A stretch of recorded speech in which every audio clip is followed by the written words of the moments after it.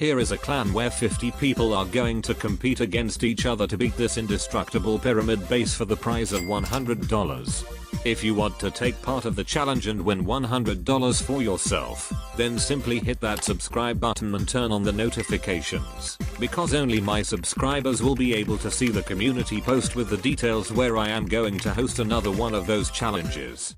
As a little secret, I can tell that there will be new challenge in few days with even higher prizes.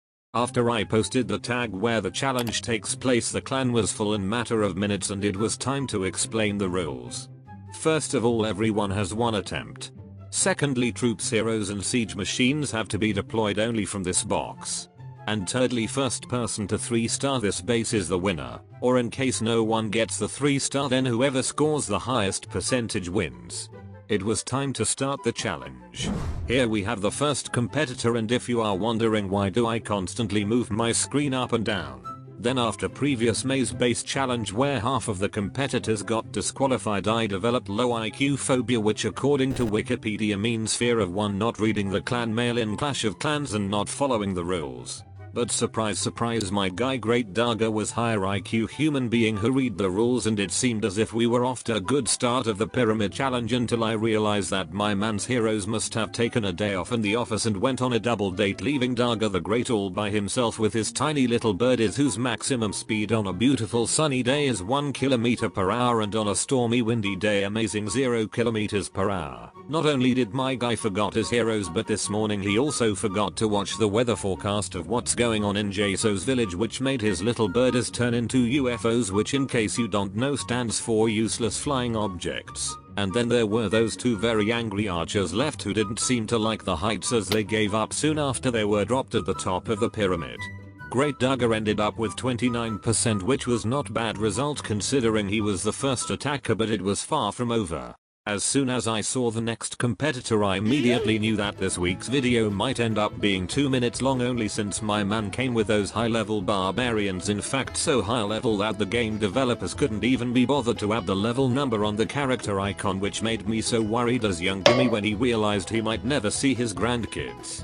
Little did I know though that similarly to previous two angry archers, those barbarians had acrophobia as well, and they kindly asked me if they can sleep at the top of my pyramid, and I said sure. Then there was this one dragon who didn't feel too well today as he was filling up my empty gold storages with his vomit, and due to his upset stomach, Dr. Wizard out of pure concern offered his help by trying to kill the bacteria coming out of his mouth with his fireballs, but the dragon was simply not having it and decided to join the barbarians. After yet the barbarian guy almost 3-starred my base, I was glad I was able to continue stretching the video longer and longer for that sweet YouTube ad revenue, so that I don't have to eat plain noodles anymore and I can finally afford to sprinkle some curry powder on it for that extra flavor and diarrhea that comes with it. Talking about diarrhea, then second biggest cause of it in the world according to WHO is when you see that your Clash of Clans base is being attacked by a nation attacker. That was exactly what I was facing up next. And as expected, this Asian was indeed higher IQ as he was able to figure out a way how to score 1% more than the previous attacker. All jokes aside, at this point I thought if we would continue like that, then according to my calculations the first person to get 1 star on this base will be exactly after 44 attacks, which turned out not to be too wrong as our fourth attacker ended up with 7%.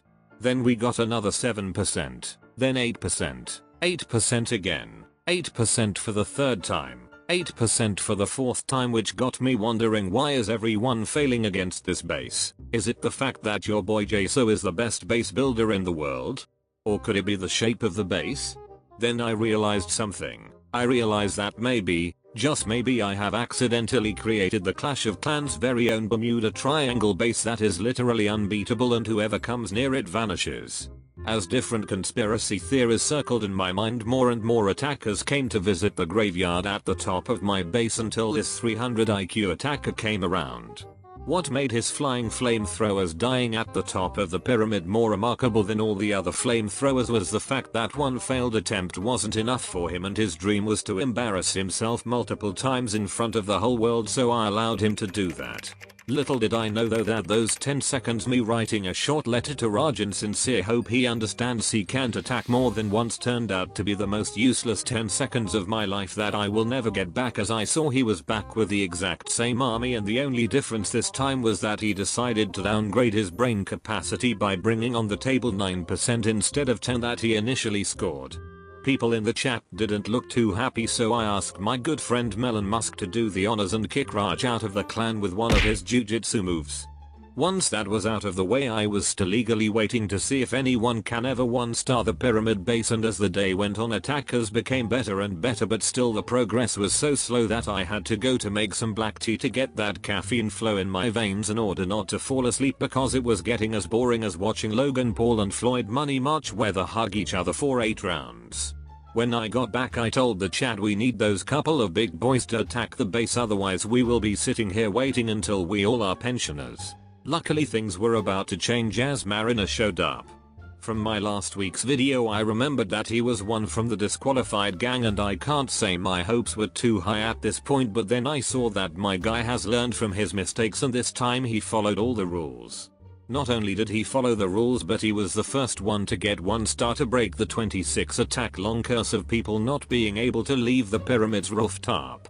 My guy was definitely not messing around, as he even broke his way to the basement where the Grand Tutankhamun Warden Mummy was hiding alongside with his companion Cleopatra Queen, who soon after became Mummy herself.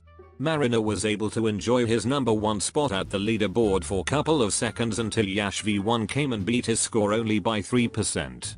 Exactly the same happened to Yash V1 as Barbara Kral took over the leaderboard by scoring 79%.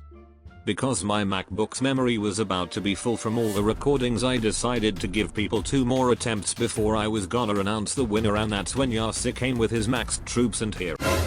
Seriously? BK level 75 while all the other heroes are maxed out? Not upgrading your BK is like going to the gym but always skipping your leg day, so you end up looking absolutely ridiculous, and here is exactly the result where he ran out of time because legs too weak. Having that max BK would have brought him the 3 stars. Let's see if the final attacker skipped his leg day too. Not great but not terrible. To be fair though, it's still a bit terrible as he has left BK to be the last priority, which I am not a fan of, but at least it's just 1 level from maximum. And as you can see, thanks to the stronger legs he was actually able to beat everyone in the competition, which made him the winner of COC Indestructible Pyramid Challenge 2021. Here are the final standings, and here is the proof where I give another person some money so they can finally max out their BK. By the way, if you are wondering how did BK play Among Us with other troops, then check out this playlist with loads of entertaining videos similar to this. Bye guys.